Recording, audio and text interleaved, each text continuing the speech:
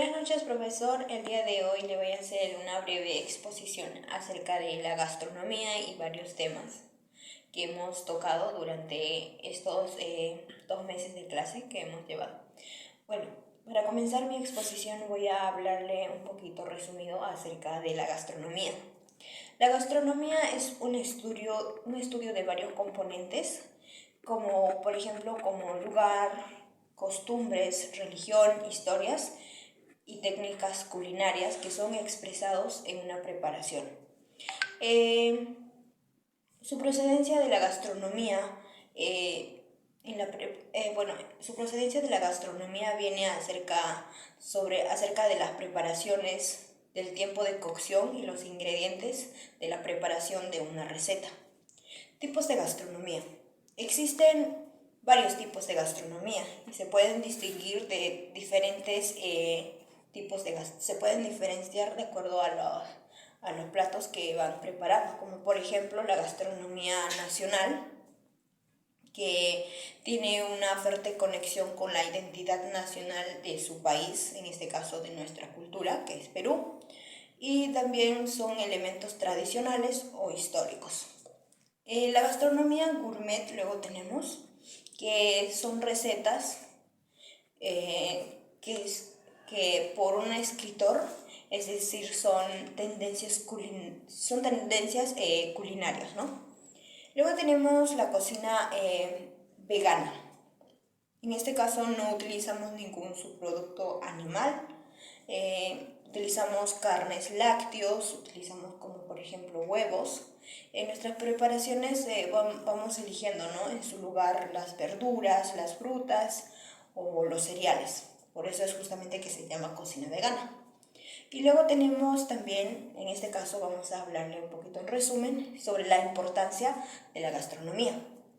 La importancia de la gastronomía en este caso es de cada una de las regiones del mundo, ¿no? Radica en las historias, en sus culturas de cada uno de los pueblos a los que pertenecemos cada uno de nosotros, ¿no? Además nos proporciona sabores deliciosos o platos únicos.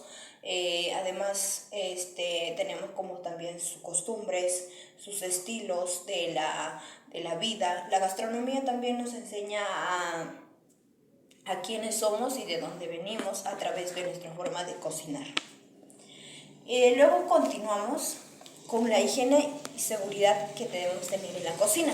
En este caso es un tema muy importante porque la seguridad en la cocina es muy fundamental para poder preparar o hacer nuestra cocción de los alimentos. Ya sea en un restaurante, ya sea en casa o en cualquier lugar donde los vamos a preparar, ¿no? Es muy importante tener en cuenta la limpieza y comprender los peligros que debemos representar o poniendo en cuenta algún tipo de peligro para nuestros comensales si no llevamos una serie de limpieza, que por ejemplo nos podría ocasionar alguna enfermedad, en este caso para las personas que nos va a preparar o también para nosotros mismos, ¿no? Así es que la preparación, en este caso la higiene es muy importante en los alimentos. ¿De qué forma debemos de practicar la higiene personal? Para comenzar debemos, si estamos en una cocina, cortar con un uniforme, en este caso de preferencia que sea un color blanco para que sea visible la mancha que estamos teniendo. También otro de los pasos importantes es cubrirnos la boca para poder así evitar cuando al momento de nosotros estornudar caiga algún estornudo que nosotros estamos teniendo para nuestros alimentos. Otro de los pasos más importantes también es lavarse las manos frecuentemente, no solamente las manos, sino también los brazos. La limpieza y desinfección adecuadas que debemos de tener también con nuestras superficies, nuestras áreas de trabajo que estamos utilizando, en este caso también los utensilios como por ejemplo la olla, los cucharones, los cuchillos, las tablas, entre otros. Y también es muy importante lavar todos los alimentos. porque estamos teniendo un contacto con los alimentos y el equipo de alimento también tiene que tener una limpieza, ¿no? Fundamental. El lugar donde estamos trabajando también debe estar muy limpio y así, ¿no? Para poder guardar nuestros alimentos en una higiene, ¿no? También una de las otros pasos importantes es que debemos verificar, guardar los alimentos a una temperatura segura durante el tiempo adecuado para así poder presentar un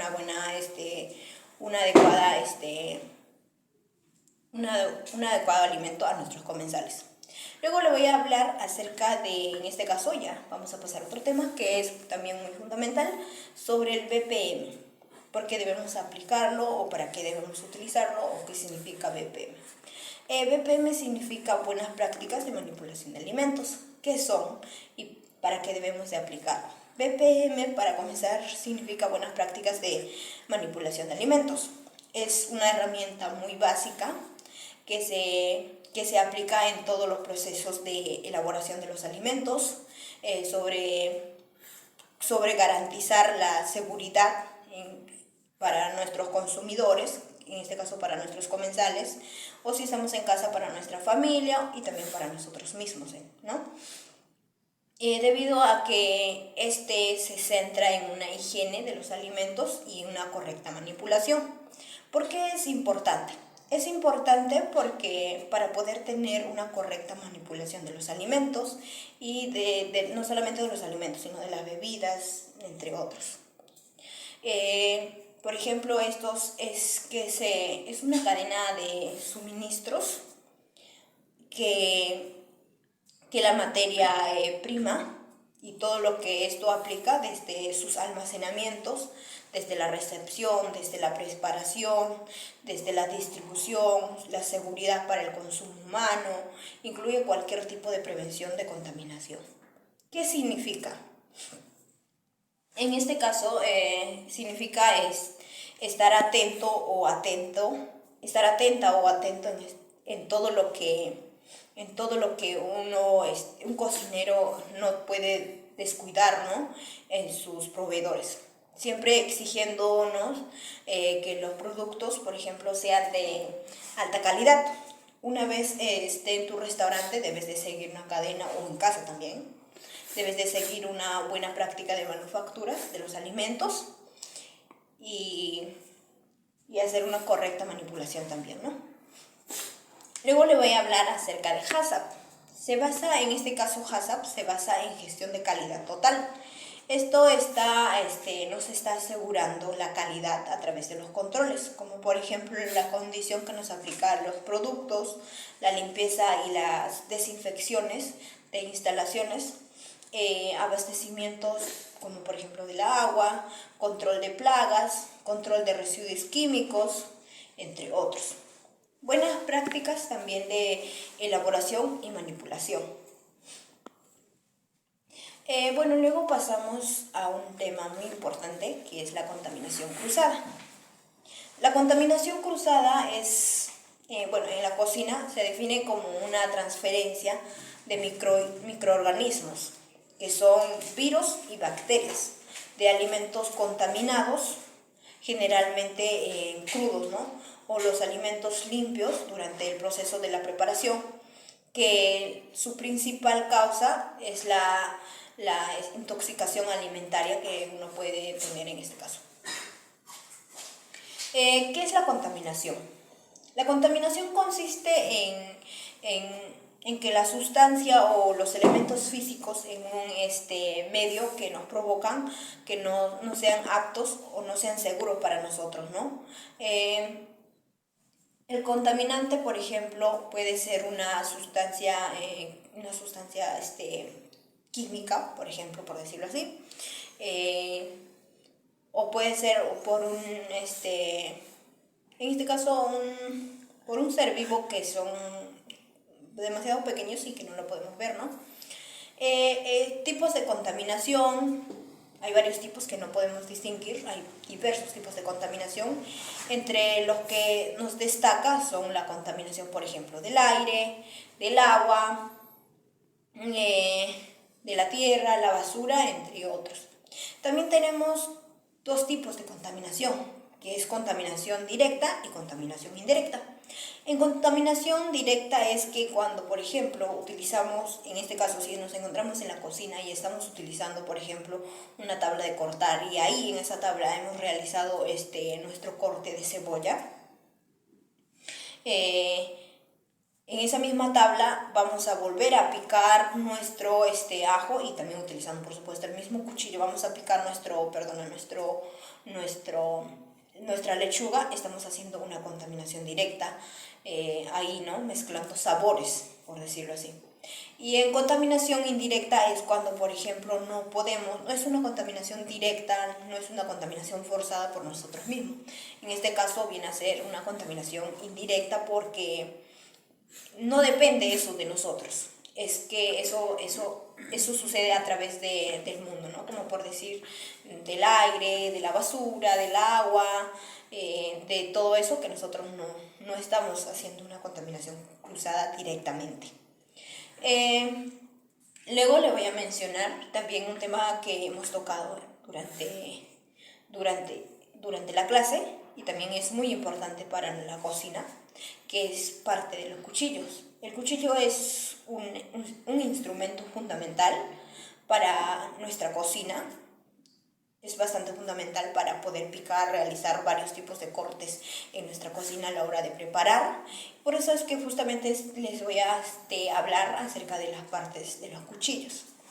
Tenemos varias partes de cuchillo, si no me equivoco son 9, y entre ellas, por ejemplo, tenemos la punta, tenemos el lomo, la espiga, tenemos el filo, que es muy importante para poder realizar el corte, el vaciado, el lomo. Luego tenemos también por la parte de las mangas, que tenemos los tornillos, que son muy importantes para que puedan así sujetarse el cuchillo. Luego tenemos la guarda y las cachas, por último. Creo que si no me equivoco son 9 partes importantes del cuchillo. Y otro tema que también hemos tocado en clases es acerca de higiene y seguridad en la cocina. Higiene y seguridad en la cocina bueno, ya habíamos hablado acerca de ello un poquito, pero vamos a seguir hablando un poquito más del tema para poder extender y así poder lograr entender un poquito más quizás. El manejo de los alimentos y de los utensilios, en este caso de la comida, en una cocina requiere de una serie de precauciones, de bastante limpieza, debido a que estamos manipulando directamente los alimentos. Que no pueden contaminarse fácilmente. Si no se lleva en este caso una serie de medidas cuidadosamente, estaríamos haciendo una contaminación cruzada que ya hemos hablado. Y también estaríamos afectando directamente a nuestros comensales. El cuidado de las higienes personales es muy importante, ya lo mencioné, y como por ejemplo otra de las cosas también es que no debemos fumar en cuanto estamos manipulando un alimento o nos encontramos en una cocina. No estornudar, limpiar nuestras áreas de trabajo también, ¿no? Bueno, continuando con nuestra exposición, vamos a hablar sobre el origen de la cocina. Cómo inició, cómo fue. Vamos a hablarle acerca de la historia un poquito. Y en este caso vamos a comenzar hablando. A 1503 a 1505, perdón. Bueno, en este caso llegaron los primeros esclavos que eran de África, en este caso esclavos negros, que fueron traídos a América para poder ser reemplazados a la mano de la obra indígena. Aproximadamente fueron traídos unos 3 millones de africanos. Fueron sacados de sus tierras de manera muy violenta para poder ser esclavos y eran traídos por ejemplo, en una taberna, en un ataúdes, y solamente llegaban vivos a América, mitad, ¿no? porque se moría la otra mitad, porque la taberna es como tipo una caja, un ataúd es como una caja en donde muchas veces una persona pierde la respiración, le falta el aire, el oxígeno, y es justamente por donde que pierde la vida, ¿no? Y por eso es que llegaba solamente la mitad de los africanos, los negros africanos, a América. En este caso, ellos habían salido de América, bueno, llegaron miles y miles de esclavos que fueron traídos para poder venderlos a sus amos, ¿no? En este caso, grandes hacendados. Y a los españoles que se llevaba, en este caso, en cuanto le traían a los negros de África, le llevaban a un mercado de tratas para poder ser exhibido y poder ser vendido. Lo vendían de acuerdo al sexo, de acuerdo a su salud, de acuerdo a la fortaleza que ellos tenían o de acuerdo a su edad también. Y una vez adquiridos, es decir, si sus amos los compraban, ellos pasaban a ser patrimonio de sus amos, dueños en este caso sus amos se convertían dueños de sus vidas, ¿no? Quienes disponían sus destinos prácticamente, ¿no? También eran traídos mujeres negras para poder ser esclavos. En las haciendas o en los virreinales, sí, fueron destinados, en este caso las mujeres negras, eran destinados para hacer labores domésticos, y muchas de ellas pasaron a ser dueños de los amos, de grandes hacendados, y principalmente hacían labores como por ejemplo de campo, o trabajaban en viñedos o en algodones, algo así, ¿no? Conocido en este último caso, también creo que trabajaban como apañadores, algo así más o menos. Y después, ya pasando los años, ellos llegaron a rebelarse, ¿no? Porque, o trataban de huir porque estaban cansados de ser esclavos, ¿no? Por ejemplo, a fines del siglo XVII o XVIII, ellos formaron una ranchería en alrededor de la ciudad de Lima, como por ejemplo en Caraballo, en Huachipa, por ejemplo. Ellos formaban, querían su libertad, ¿no? Querían huir de la esclavitud que ellos estaban viviendo día a día. Y fueron hechas en este caso buscaban su libertad, ¿no? Habían preferido huir a seguir siendo esclavos, ¿no? A seguir trabajando para las personas que prácticamente elegían su destino, ¿no? Y ellos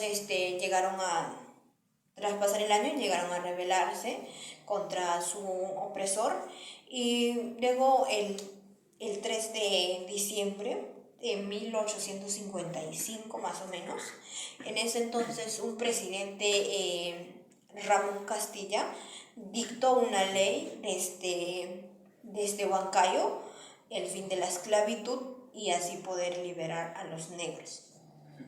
Eso es una pequeña historia, un pequeño resumen acerca de la cocina. Luego vamos a hablar sobre el reino de los hongos. En este caso, este nombre se utiliza para poder designar al reino de los hongos que contempla a las levaduras, al moho o a todas las especies de setas, que están formados por todos los hongos, y sus características principales no son las plantas, porque no pueden fabricar sus propios alimentos, y estos se alimentan de otros seres vivos, como por ejemplo de los animales. Luego tenemos el fungi. El fungi, en la biología, el término fungi fue asignado como un reino que incluía los organismos celulares, que fue incluido como un organismo celulares sin cloroplasto, y porque ellos poseían paredes celulares que estaban compuestos por células y por quitina. ¿no? Eso sería acerca del junji. Luego vamos a hablar acerca de las hortalizas y de los vegetales. En este caso, las hortalizas y los vegetales es un conjunto de plantas cultivadas en huerto que se consume de manera cruda o de manera cocida. Como por ejemplo, ¿no? Como por ejemplo, la lechuga, en este caso, lo consumimos de manera cruda. También la cebolla, por decirlo así, también lo consumimos de manera cruda, pero también lo podemos consumir de manera cocida, ¿no? Luego un tema que hemos tocado también es sobre la clasificación de las hortalizas. En este caso estos se clasifican por 6, que son semillas, frutos, también la flor, el hoja, los tallos y la raíz, sí, que se clasifican por 6. Eso sería todo acerca de mi exposición. Muchas gracias.